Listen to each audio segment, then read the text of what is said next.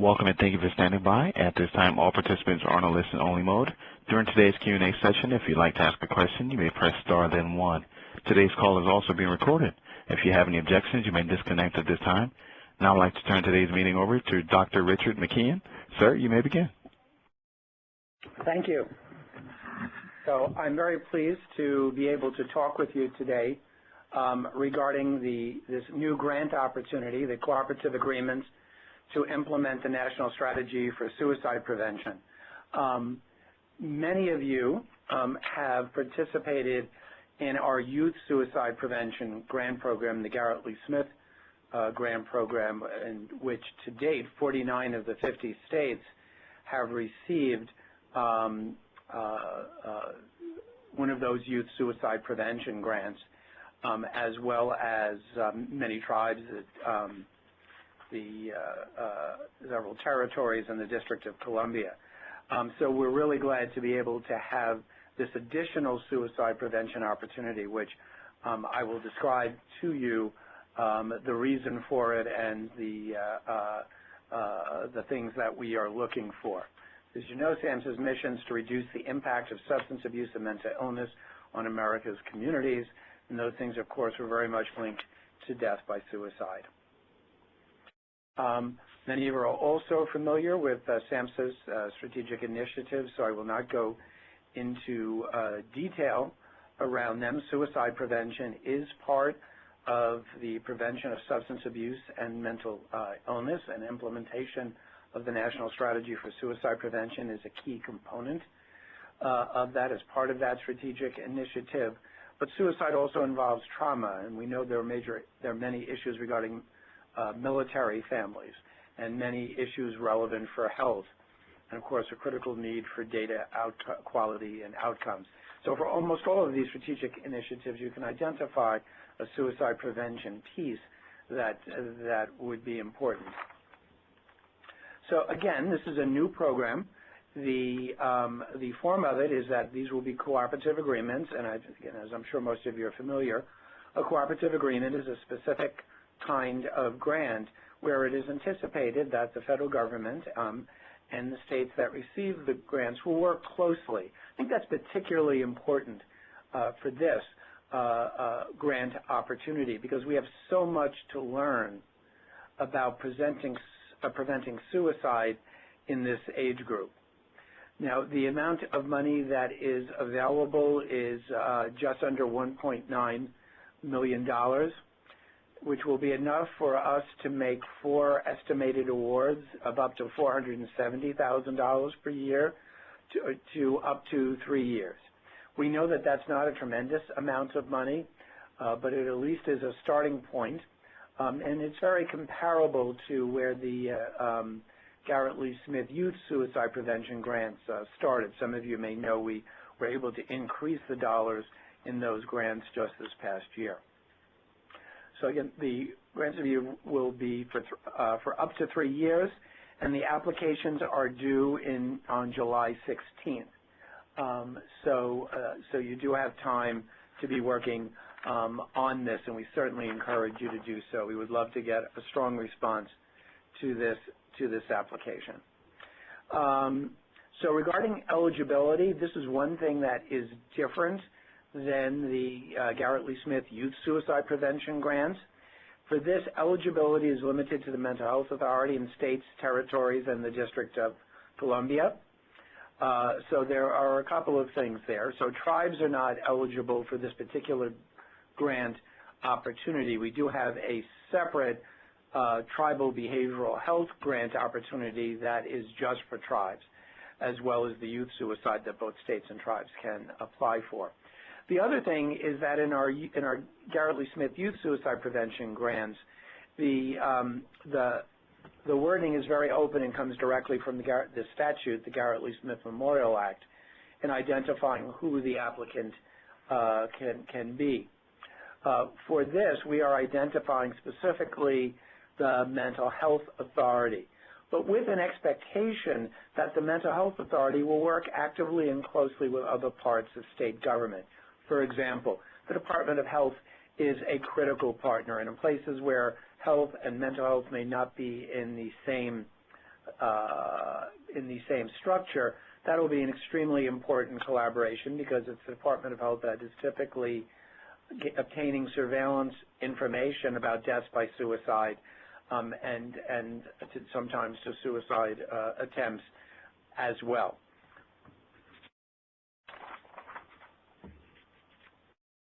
So there are two key things to be aware of in terms of a program overview, in addition to the fact that this is a new opportunity. So one is that the goal of these is to implement the 2012 National Strategy for Suicide Prevention, particularly those sections that are most applicable to state systems and communities to implementing. There are parts of the national strategy that are more focused on making recommendations on a national level. And so we try in the RFA to specify the areas that we think are most relevant. But the thing I want to particularly call in mind is that the focus is on using the national strategy to prevent suicide and suicide attempts among working age adults aged 25 to 64. So again, those of you familiar with the Garrett Lee Smith Youth Grants are aware that that grant opportunity by statute is focused on ages 10 to 24.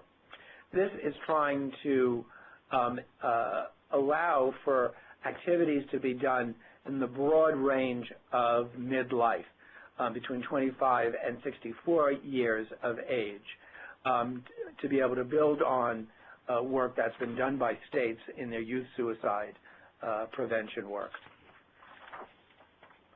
So why do we need this particular program?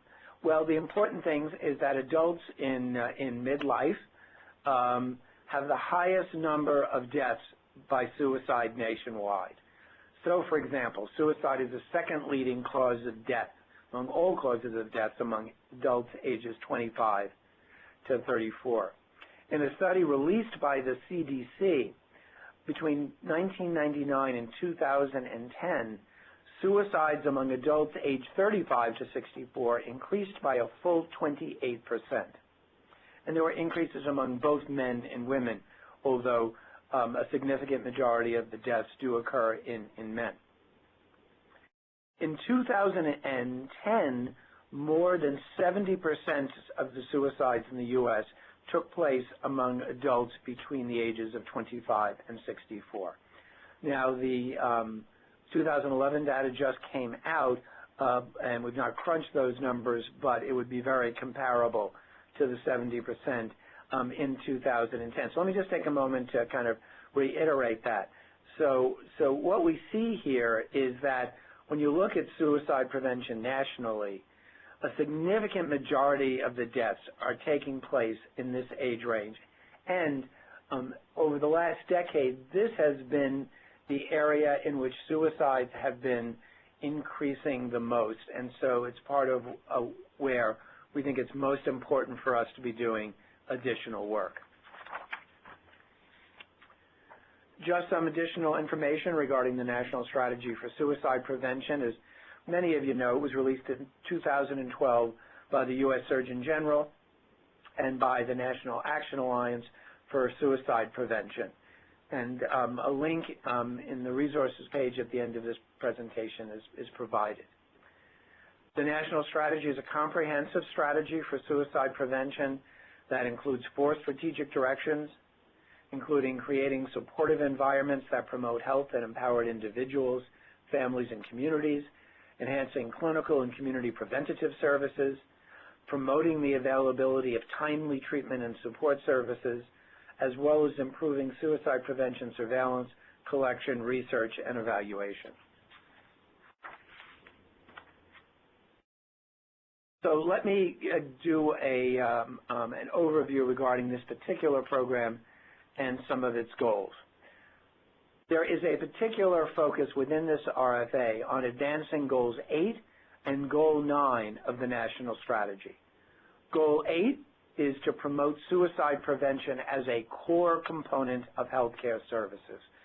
That means that the hope is for this grant application that suicide prevention in healthcare services, including within behavioral healthcare services, would be a central component. And Goal 9 is promoting and implementing effective clinical and professional practices for assessing and treating those identified as being at risk for suicidal behavior. So this is part of the reason that we chose mental health authorities to be the eligible applicants, even though we strongly believe that there's a need to work across state departments and systems in order to implement comprehensive suicide prevention. But much of the community work in suicide prevention is focused on getting people to healthcare systems for treatment. And so it's important that there also be a focus regarding people being able to get the kinds of help they need when they arrive in those treatment settings. So when we talk about working across state departments and systems, some of the groups that we think should be important, obviously mental health, who has to be the applicant, certainly substance abuse, so particularly where mental health and substance abuse are in different components of state government, substance abuse needs to be an active part. We've already talked about the Department of Health. Medicaid is a very important partner as really one of, if not the leading payer for mental health services currently. But we know there are also important suicide prevention issues for justice, corrections, labor, State Veterans Affairs Office, the National Guard, etc.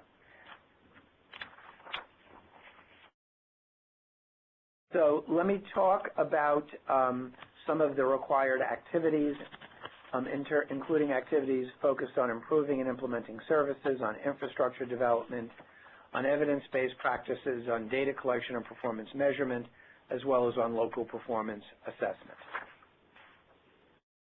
So regarding services, so one of the requirements is to develop and implement a plan for rapid follow-up of adults who have attempted suicide or experienced a suicidal crisis after discharge from emergency departments and inpatient units. Then this should include care transition and care coordination services. So one thing that we know that's extremely important is that we know that if you look at the data suggests that somewhere between 15 and 30% of those who die by suicide have had contact with mental health services during the past year. Now, we don't have a lot of information regarding exactly what those patterns of contact have been, with this exception. There is a lot of information that shows that the time after discharge from inpatient care, as well as the time from discharge from emergency departments, is a time of very high risk. For example, a mammoth study done by the Department of Veterans Affairs showed that of almost 1 million veterans treated for depression over a period of years, the time they were most likely to die by suicide was in the 30 days following discharge from an inpatient unit. We also have data that up to 10% of deaths in suicide in some states may have occurred within 60 days of discharge of an emergency department. Yet in many places there are not organized systems to promote proactive outreach and care transition for these individuals. We know that the rate of follow-up mental health services is low in these groups. At the same time, this is the area where we have the strongest data, the strongest evidence that there are things that can be done that can help prevent suicide and suicide attempts. So regard this as a particularly important area in the RFA. Related, the second bullet is on establishing follow-up and care transition protocols to help ensure patient safety, including among high-risk adults who have serious mental illness. And we would like information on how you would work with medical professionals, including but not limited to primary care, emergency department, and trying to ensure the transfer of relevant information between medical providers and behavioral health entities, because we know that can be a critical place information and people, unfortunately, can fall between the cracks, and people may not get the services they need. So the transmittal of information is a very important piece of that. They're also asked to provide suicide prevention training to both community and clinical service providers and systems serving adults at risk. Providing suicide prevention training to communities has been a very central part of youth suicide prevention efforts and an important piece. But we also think that training for clinical service providers is very important. The data that's been collected through the National Action Alliance for Suicide Prevention indicates that significant numbers of mental health providers report that they don't feel that they have the training, the supervision, and the support to treat people who are suicidal, which is why we think it is very important for there to be a systems-based approach, and that clinical service providers be incorporated as well as community members. To incorporate efforts to reduce access to lethal means among individuals with identified suicide risk, done within all appropriate federal, state, and local laws. So again, this is really focusing on people who are suicidal. And we do know that there have been some important efforts that have gone on that have made sure that they have had a focus on this when working with people who are suicidal. And this can include a number of different kinds of efforts. Developing a plan to ensure coordination and collaboration across settings and sectors will be something we'll be looking for, as well as screening and assessing clients for the presence of co-occurring mental and substance use disorders, because we know that occurring singly, risk for suicide and suicide attempts goes up in terms of mental health disorders and substance use disorders, but when they are both present, the rate of risk for suicide goes up significantly. Regarding infrastructure development, there are a number of areas there that can be important. Certainly from my previous comments, the importance of developing partnerships to implement activities is one obvious piece. Opportunities to adopt or enhance computer systems and electronic health records to incorporate suicide prevention and to enhance with the issues of care transition and care coordination is important. And incorporation of input both from people who have made suicide attempts or experienced a suicidal crisis. And there has been an effort in the field to try to more clearly incorporate the voice of those who have experienced suicidal crises and have gone through that and have recovered, to basically learn from them about what helped and what didn't help. And of course, the input of suicide loss survivors. As many of you know, that much of the impetus for our national suicide prevention work has come from family members who lost a loved one to suicide, who advocated in Congress and in the executive branch to try to insist that this nation could do better. We likely would not have had, at least for many more years, a national strategy for suicide prevention if it was not for those who, from those tragic losses and from that pain, have worked to try to see that we all do better.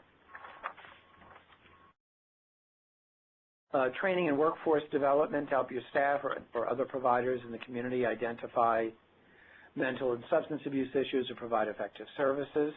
There's a requirement to measure the confidence of health and behavioral health clinical staff in some of these areas, and there are tools available for this.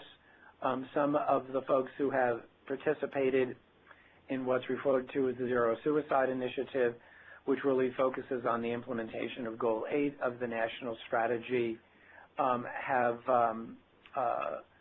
had behavioral health workforces about 30,000 strong fill out a measure looking at their confidence and felt experience of competence in this area, and then given it again after receiving suicide prevention trainings. For infrastructure development per se, the limit is 30% of the total grant award.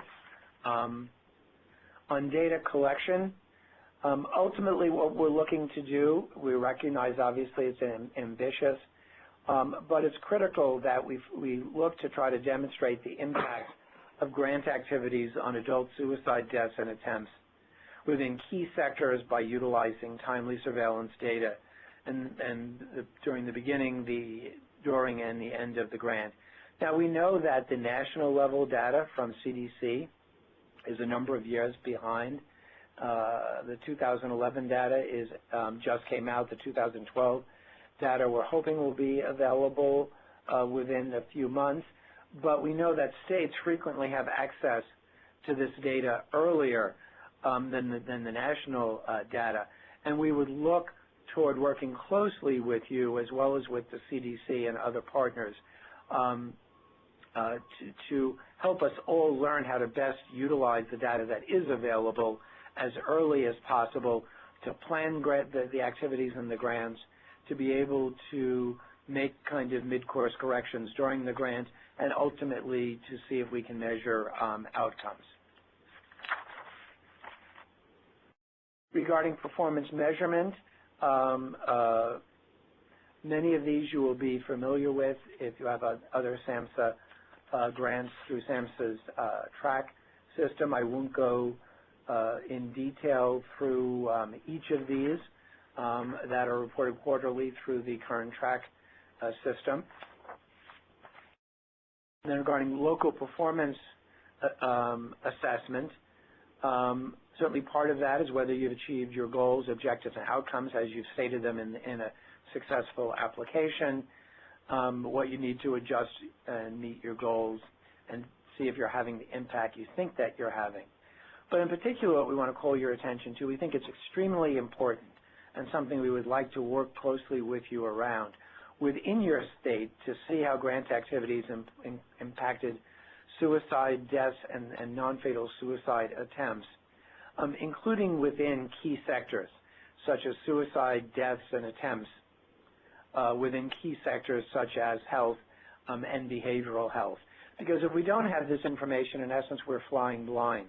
And having that information, we can at least begin to ask the right questions that can help inform us.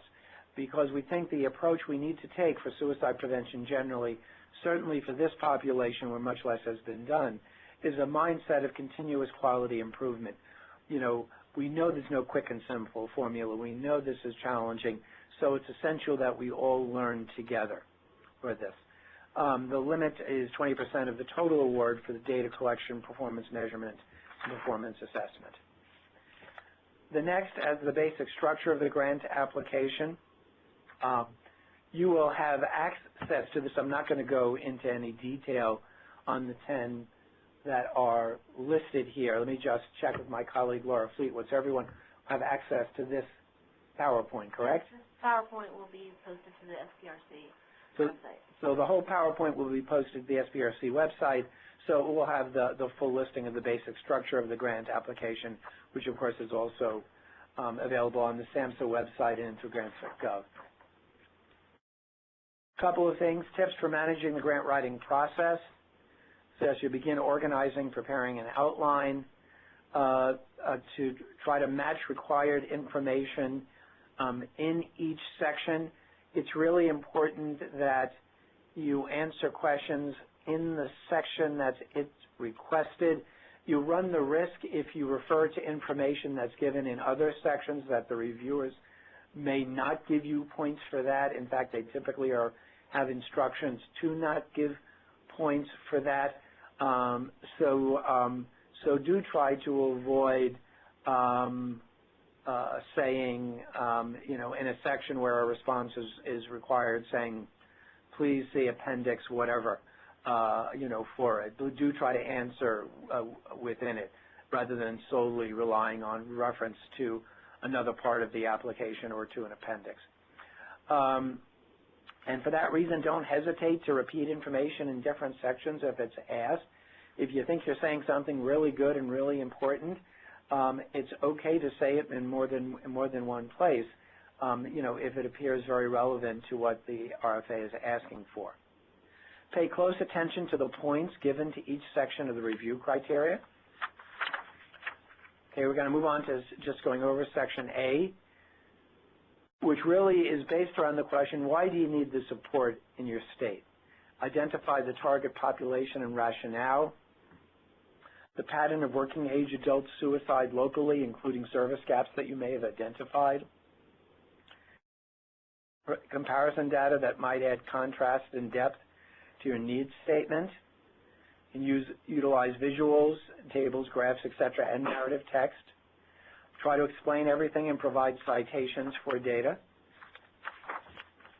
Section B is on proposed evidence-based services and practices. So here is what are you going to do, including describing your plans to draw from evidence-based practices or best practices or other interventions and explain. You should look at NREP, SAMHSA System of Evidence-Based Practices, and the SPRC's Best Practice Registry. Evidence-based practices may not exist for your program, and that's okay. You can still submit it, but it's very important then that you explain and justify what you plan to implement and what evidence you may have or that you may have identified regarding these particular practices.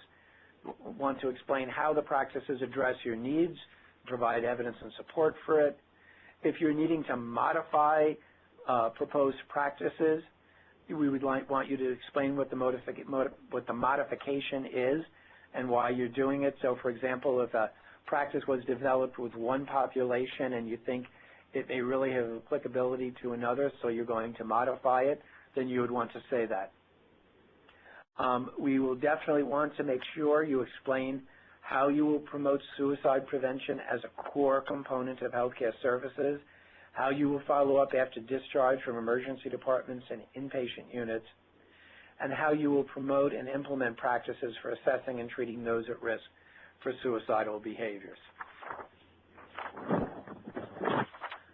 Proposed C is the proposed implementation approach. So one way to summarize this is, how will you do what you propose to do? The purpose, the rationale, the timeline, milestones, responsibility of staff, who the responsible staff is, rather, the number of people you think will be reached by the program, how you will reach them, how you think you will be able to impact state systems level change, how you'll build on your state suicide prevention plan, how you involve consumers, survivors of attempts and suicide loss, how you might partner with other SAMHSA-funded projects in your state, etc., how you will screen and assess for mental and substance use disorders, how you will assure emergency care, but then how you will also implement care transition protocols for after the emergency care, how you'll train providers, who are your partners, and then how you sustain your efforts. And that's certainly something that we want to continue to speak to successful applicants about, as well to everyone who is working in adult suicide prevention, is that to try to figure out how to best embed suicide prevention in states across the country, what is really needed, and how can SAMHSA best help with that. Section D is staff and organizational experience. Why are the people involved best suited to do the suicide prevention? Their capabilities and experience, the staff positions, and what other resources are available in your state to help you do this work. Again, we know $470,000 is not a huge amount of money, so other resources being able to be partnered with could certainly be very beneficial. Section E is data collection and performance measurement, documenting your ability to collect the required data, how you use it to improve your program over time, because we all have to have this kind of continuous quality improvement mindset, and how you'll conduct local performance assessment and try to measure your impact on suicide deaths and non-fatal suicide attempts. Now, again, we know that not every state has this infrastructure right at the start. So if you're not able to do this from day one, then we would urge you to tell us how you think you can do it moving forward during the course of the grant. There is a section F, on electronic health records. Some of you may seen this in previous SAMHSA grants. The difference between this is that we want to know how the electronic health record will be used to enhance suicide prevention efforts. So we'll want to see suicide prevention components embedded and utilized within the electronic health record in terms of awarded these points. We do think that electronic health records, and specifically incorporating suicide prevention, is a very important part of successful suicide prevention efforts moving forward. And we know some individual organizations that have done this. The Veterans Administration has done this, and others have as well. Okay, so here are some additional SAMHSA resources. There are resources for grant writing and for developing competitive SAMHSA grant applications that we would call your attention to. Again, many of you are familiar with SAMHSA's NREP, and the URL, the link for that is incorporated here. We have also we also have a link for the Best Practices Registry for Suicide Prevention through the SPRC website. Every state has on the SPRC website a state page that includes data pages. We hope that you're all familiar with that, but if not, please look at it. It is possible in a state where a suicide prevention coordinator, be it in the Department of Health, that the Mental Health Authority may not be as familiar with it, so we would definitely suggest that you check that out. The SPRC library in general, a comprehensive listing of resources.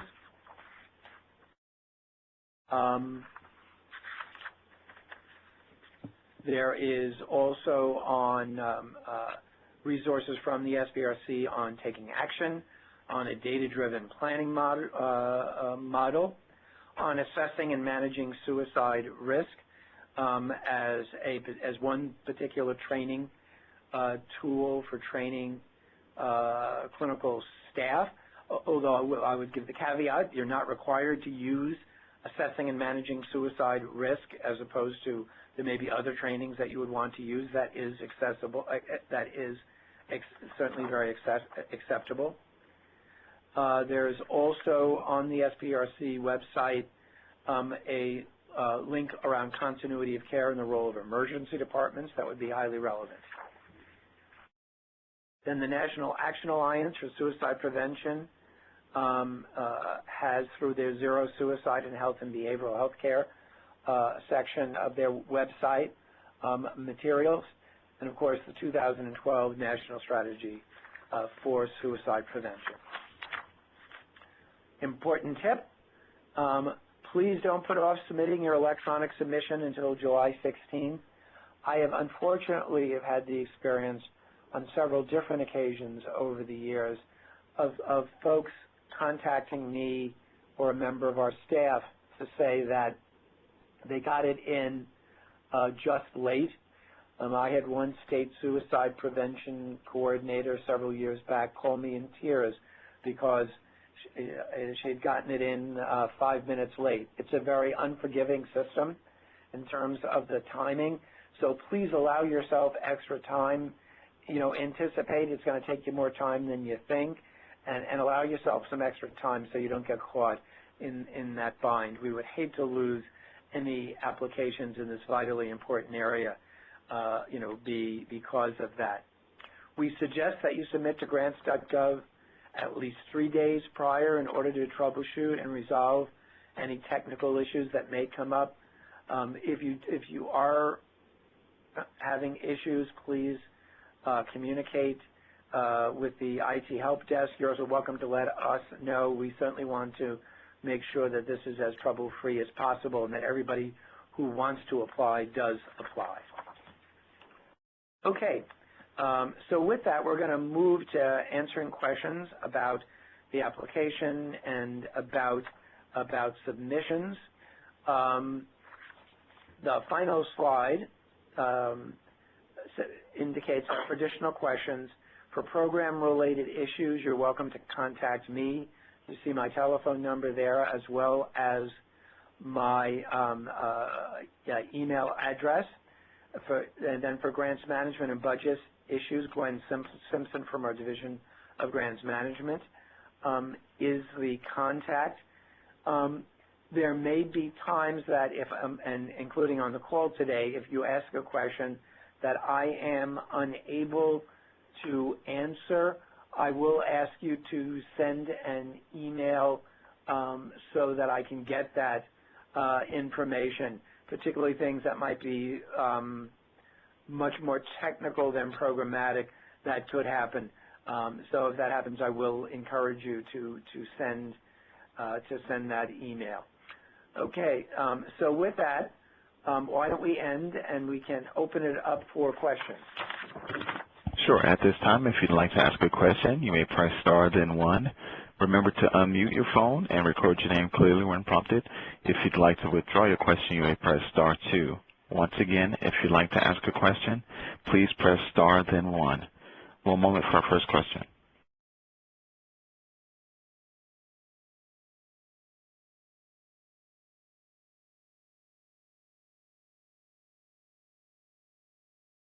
And one thing that I would just ask is that when you ask a question, you identify yourself and your state.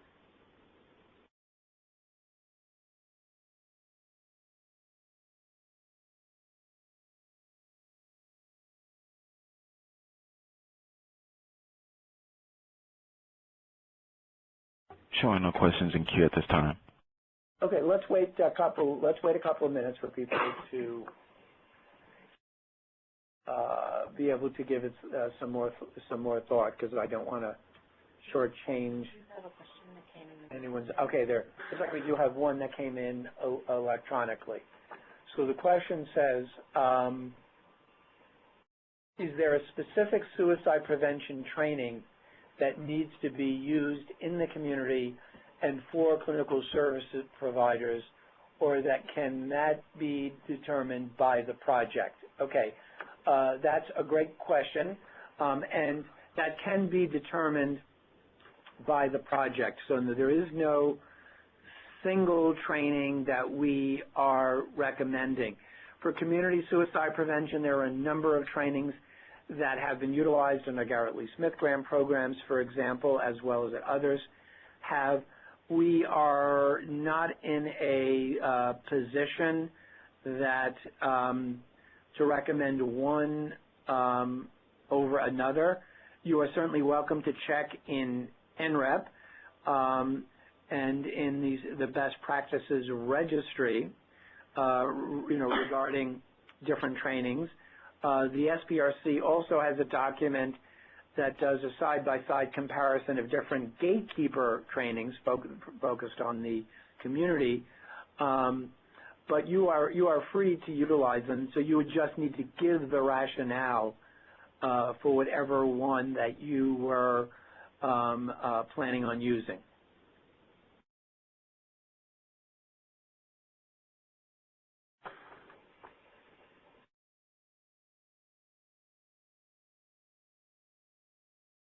Okay, so there's a question that says, okay, there are limits for the budget, 20% for evaluation and data collection, and 30% for the other limitation.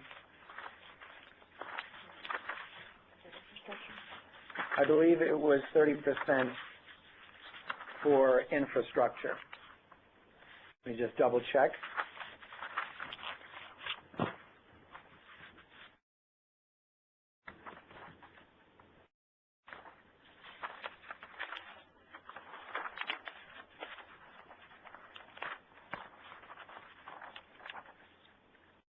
Yes, so the 30% for infrastructure.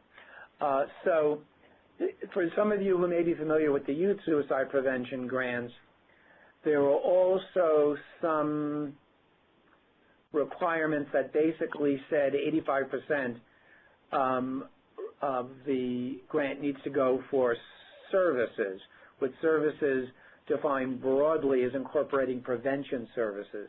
That's language from the Garrett Lee Smith Memorial Act, and that doesn't apply to this grant. So there is no similar requirement here for that. Are there any calls on the phone? Still showing no questions in queue at this time. Okay, we have another. Okay, the next question that's come online says, follow-up care from hospital care. Does this include bereavement support for families that have lost a loved one to suicide and the patient died while at the hospital? Follow-up would be with the family. Would this count for the continuity of care requirement? Looking to set up active postvention systems with hospitals, knowing that people are bereaved by suicide or at heightened risk for suicide themselves. So let me say two things about that. One would be that I think that would be a very appropriate and allowable intervention to be supported through this grant. What would be less clear would be if the application focused on only that and did not include any other attention to those who have made suicide attempts being discharged from inpatient units and emergency departments, whether that might not score well. But it is so taken two steps. So one question is that an allowable activity under these grants? And for that, the answer is yes. That would definitely be an allowable activity under this grant. The other question would be how might it score? And I think there you have to look at the language of the RFA itself. There's a lot of language in the RFA that talks about people making suicide attempts or being in suicidal crisis and the need for their care transition. So that's important to be aware of. Are there any other questions on the phone? And please let people know how they can ask questions on the phone. Yes, just a reminder, if you'd like to ask a question, you may press star, then 1.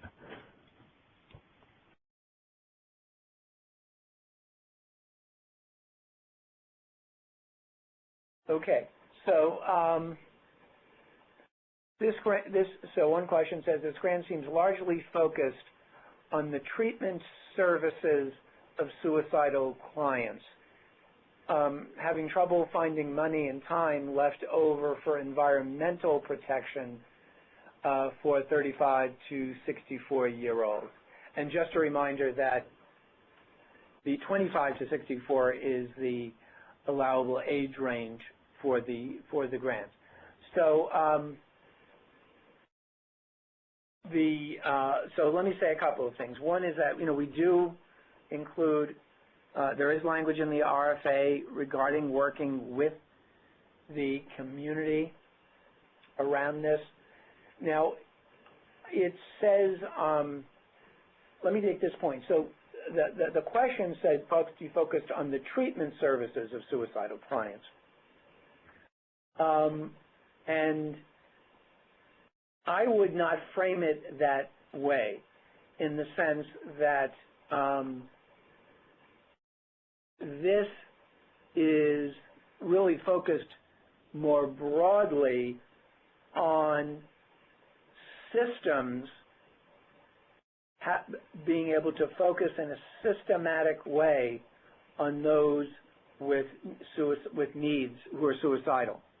So if you think of the Veterans Administration as an example of that, the Veterans Administration has implemented a comprehensive kind of care package for suicidal clients. So it's not about, these are not grants where their focus is on okay, use these grants to do cognitive behavioral therapy or dialectical behavior therapy. We think it's important for systems to have the availability of those kinds of treatment services. But there's a lot of emphasis on care transitions, and unless you interpret treatment very broadly, it's really about those broader systems effects within health and behavioral health. We do recognize that $470,000 is not a lot of money, and that you can't do everything, and that's a limitation. We would love it if it had more money for these, but we're hoping people will do the best that they can. The president in this year's budget, the FY 2014, the FY 2015 budget rather, has recommended an increase in this program from $2 million to $4 million. Of course, we have no idea yet how that will work out. But I would certainly agree that there are so many important things that could be done that it would be a challenge to fit all of it into a grant of this size. So I sympathize with that and just urge you to do the best that you can. And it was in part for that reason that we put the emphasis on care transitions there, because we felt like the evidence would seem to suggest if there was one thing folks could do that could save lives, that was probably the best bet. And so that's why the language there is so strong. We would love to see people doing a range of activities, building strong partners with others to allow for a range of activities to be done. But I totally get it that that's a challenge. That you mentioned tools to measure clinician confidence and competence with suicidal prevention and intervention. What are they and where can they be found? The Zero Suicide website has some of those. In terms of that has what has been used by folks who have been part of this, what's called the Zero Suicide initiative. There are other measures, though, that are out there. We don't have a specific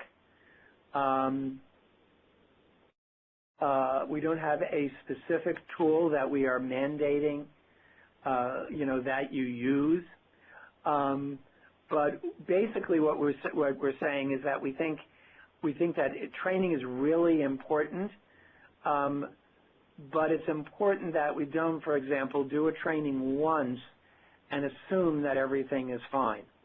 And so that's the reason for that language, because we would want you to be thinking about and thinking through with us ultimately how to best do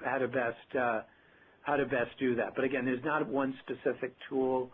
There is a tool the Zero Suicide group has on that website, and there are some other relevant tools that others have developed.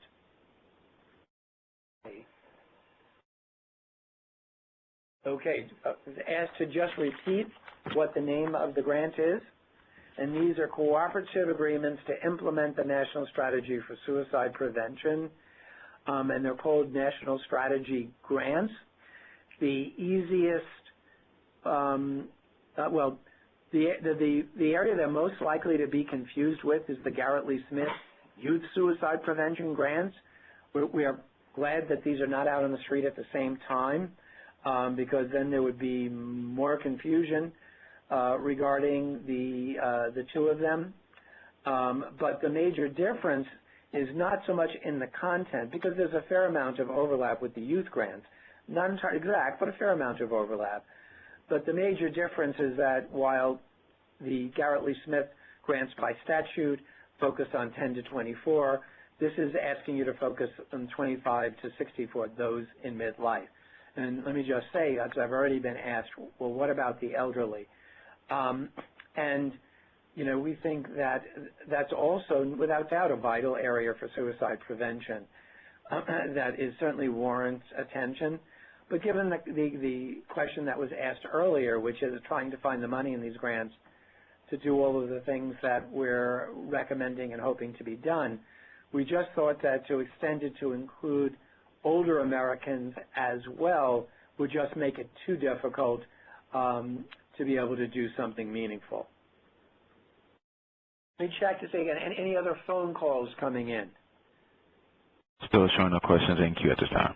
Okay, so I think that this is showing that folks are becoming much more comfortable with online stuff than the telephone per se, unless you're texting on the telephone, but that's fine.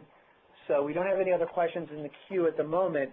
Let's just wait another couple of minutes in case anyone has any additional thoughts or questions or comments.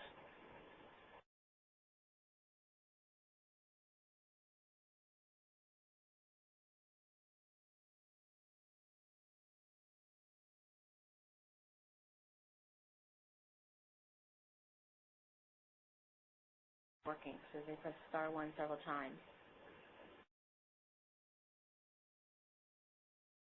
Okay, we're getting some indication that some folks are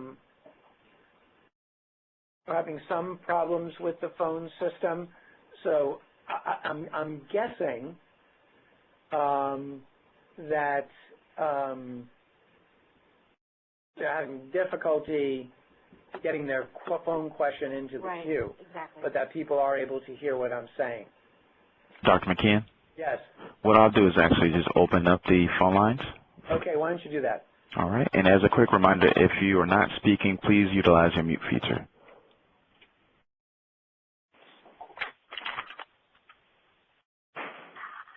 All lines are currently open. Okay, so if somebody else would like to ask a question, all the lines are open, and you're welcome to ask your questions. Sorry, my name is Amina Bade, and I'm from Illinois, DuPage County Health Department, and I'm actually on the SAMHSA website right now trying to locate those PowerPoint slides. Is that where I would be able to obtain it, or? So those are the things that we... No, those slides, the slides that we just went through, will be posted to the SPRC website, Suicide Prevention Resource Center website that SAMHSA funds. That's www.sprc.org. And Laura, when do you think we will be able to have those posted? Probably Monday or Tuesday. Okay. So we will hope that those will be available hopefully on Monday, but Tuesday at the latest. Absolutely.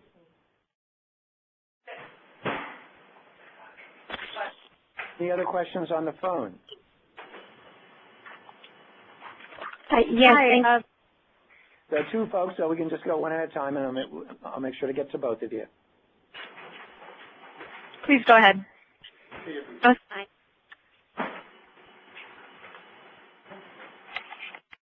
Okay, so one of you can go ahead. At any rate. Well, I have a very basic question, and that is around page limits. A lot of SAMHSA applications have had very strict page limits. I don't see that in this application, and I wanted to clarify. Obviously, succinct is best with effective information communicated, but if you could clarify that, that would be very helpful. And then I have another question, but I'll let the other person go. Hi, thanks. This is Teresa Lee calling from the California Mental Health Services Authority. I just had a really basic question. I might just be reading this incorrectly, but on page 8, it says that grantees must utilize third-party and other revenue realized from provision of services to the extent possible and use SAMHSA grant funds only for services to individuals who are ineligible for public or commercial health insurance programs, individuals for whom coverage has been formally determined to be unaffordable, or services that aren't sufficiently covered by their health insurance plan. Could you expand on that a little bit more regarding this kind of indicates the population that needs to be served by this grant? Yeah, I think so. That is standard SAMHSA language. That is not specific suicide prevention. And so let me tell you my interpretation of what that would mean. One is that in general, in all of our suicide prevention grants, one of the issues that comes up is basically, is this for mental health services per se?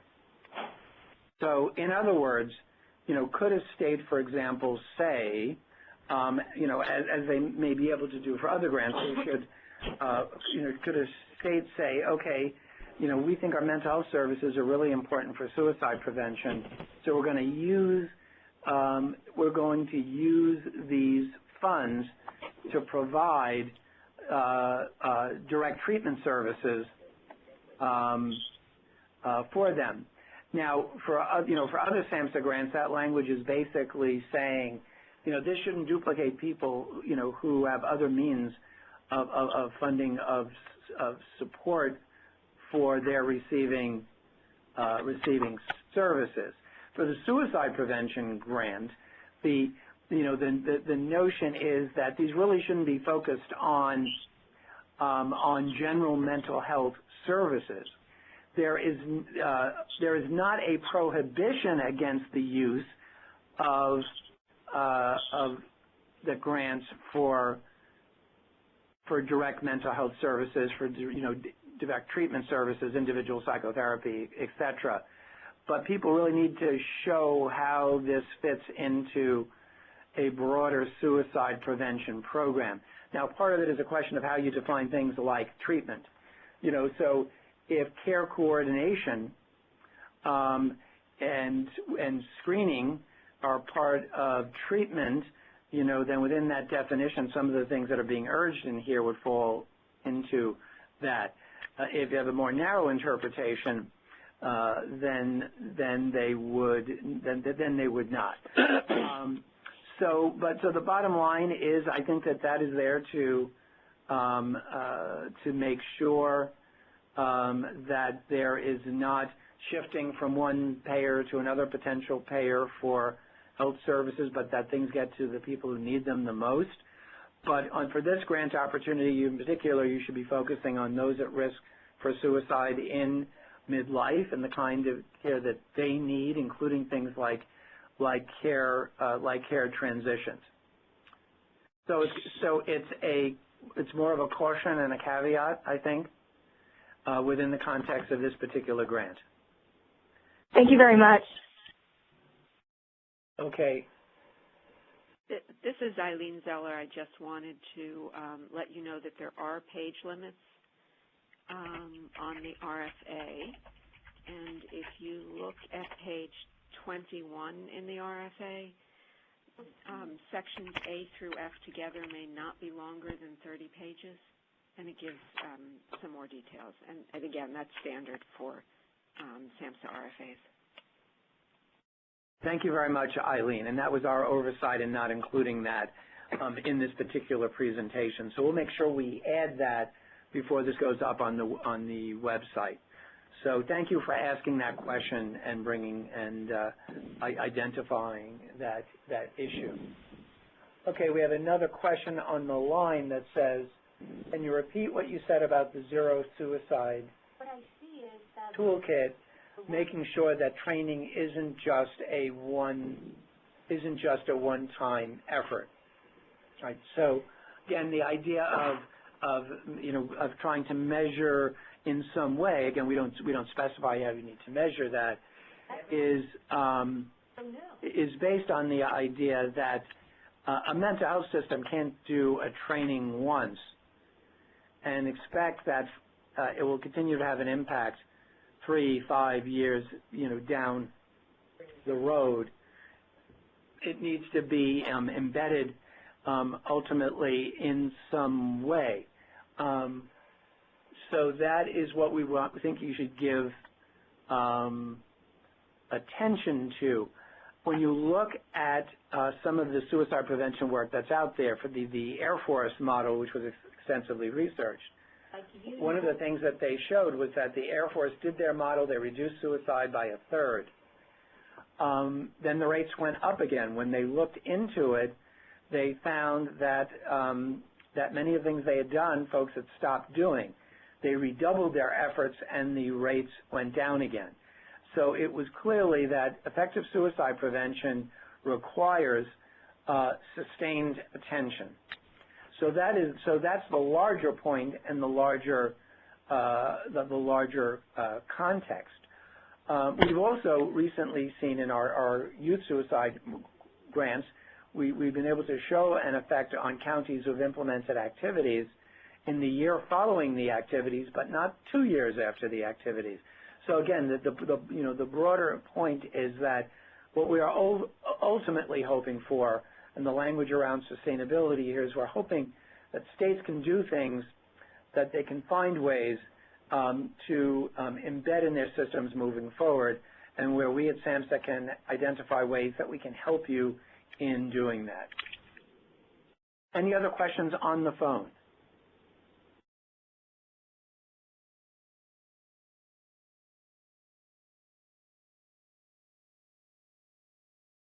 Okay, I don't see any further. Yes, Dr. McKeon, I'm interested in knowing more about how you see primary care fitting into this. Obviously, different state systems are in different places with integrated care, but if you could speak to that a little bit in terms of those known with mental health or substance abuse diagnoses and primary care. Yeah, let me say a couple of things. And let me also give you the caveat that remember that for any SAMHSA grant, that basically what happens is that independent reviewers will be taking the language of the RFA and looking at what you propose and then scoring it accordingly. So remember that what's most important is what we wrote, not necessarily what we were thinking when we wrote it, because the reviewers will not have access to me or members of our staff to basically say, well, what were you thinking when you wrote this? The reviewers will have to go just as you will have to do based on what's in the RFA. That being said, we do have language about primary care. We do have language about health plans. We don't specify, that you need to give, X% attention to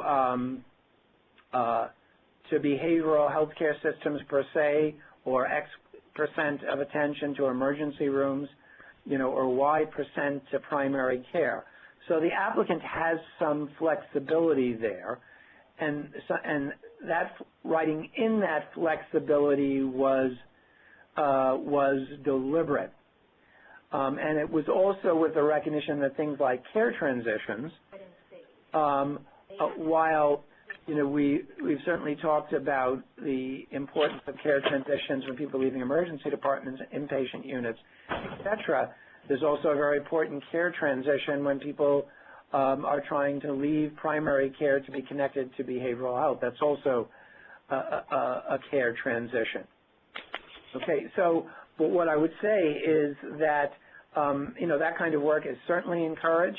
When you look at the mortality data and you look at the number of deaths within the past year and what proportion of people have had behavioral health care services versus those who have had primary health care services, what you see is that the number who received primary health care services is much greater than those who receive behavioral health care services. So there's certainly an important role for that. And under the evaluation criteria of the RFA, when you see that and you see that language, that means you have an opportunity to focus on that if you wish. But again, the decision to not specify that it needs to be X% for for emergency departments, X% for mental health facilities, X% for primary care, et cetera, was deliberate to give you some flexibility.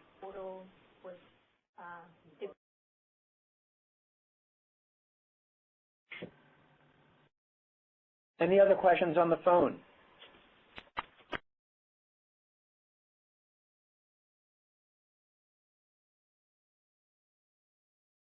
As a reminder, all lines are currently open.